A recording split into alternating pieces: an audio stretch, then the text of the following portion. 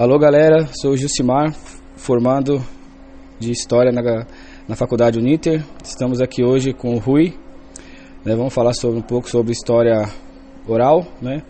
E hoje o tema vai ser sobre a hiperinflação dos anos 1980, né? Então, Rui, como o senhor viu aquele momento como cidadão brasileiro? Nos anos 80 era muito difícil a inflação, porque era muito alta. Nessa época de 85, assim, a inflação chegava a 240%.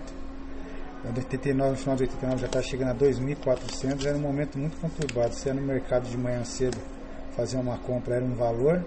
À tarde já estava outro valor. Você não sabe, se você começasse a comprar um arroz, alguma coisa, uma alimentação, você começava com um valor, depois você tinha que pagar outro valor. Certo. Então vamos lá. E o que você pensava naquele momento? Pensava que ia ser muito difícil sair fora daquela situação lá, porque ninguém via nenhuma coisa. Todos os planos que eram feitos na época não dava resultado. Parava por um tempo, 3 meses, 2 meses, mas não davam resultado. Certo. Quais estratégias o senhor adotou ou criou para driblar os aumentos de preço na sua vida? Naquela época lá, o que dava para fazer era chegar no mercado mais cedo, porque naquela época lá também sumia muito produto da prateleira. Tinha que fazer, quem podia fazer um estoque, né? Tinha que fazer estoque de arroz, óleo, essas coisas em casa, que você sumia tudo da prateleira. Carne mesmo era um absurdo, era fila para comprar carne. Correto. E o senhor saberia me dizer quando começou a estabilizar esse momento no país? Começou a estabilizar nos anos 90, se não me engano 90, o lançamento do Plano Real mesmo, que foi juntou todas as pessoas que eram os economistas, os melhores economistas do Brasil, fizeram uma reunião e inventaram esse Plano Real. Acho que foi em 94 que foi lançado. E o senhor sabe qual era o governo da época? 90 era o Itamar Franco. Itamar Franco. E o Fernando Henrique veio depois? O Fernando Henrique veio depois. O Itamar Franco era, na época, era o presidente. O Fernando Henrique era o ministro da Fazenda. Certo. O senhor falou que tinha que pegar fila quando a superinflação estava.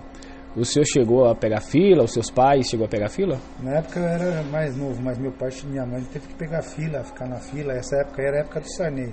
Essa época do Sarney, que era nos anos 86, 89, a inflação estava 240% nessa época aí.